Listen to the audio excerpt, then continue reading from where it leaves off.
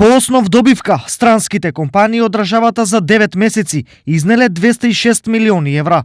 Најмногу пари, односно 67,5 милиони, тие меѓу себе поделиле само во септември, што е и најстрекниот месец во нивното работење во Македонија. Меѓутоа не е само септември за нив среќен месец. Многу убав лани им бил и декември. Причина за ова повторно се пари, односно пресметката дека до крајот на годината нивната годишна добивка ќе се зголеми и таа ќе изнесува над 250 милиони евра, што е за речиси 50 милиони повеќе од лани.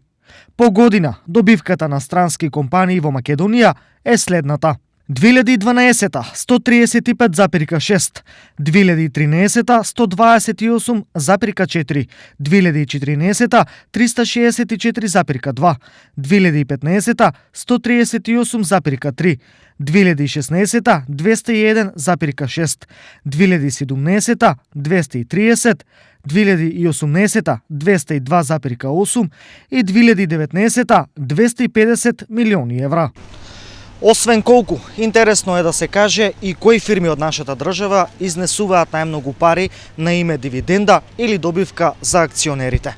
Прва на листата е Джонсон Мети, понатаму следуваат ЦМК Европа, Македонски Телеком, Камени мост, популарниот Актор, потоа Страбак и уште 50 на други помали и поголеми компании. Иако многумина странските компании во државата ги третираат не баш пријателски, тие за економијата се многу важни. Токму и поради ова, сериозните странски инвеститори се добре дојдени секаде, па и кај нас.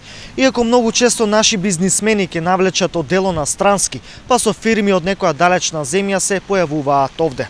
Потоа се знае, стануваат повторно успешни и ги има на списоците кои досега ги презентиравме.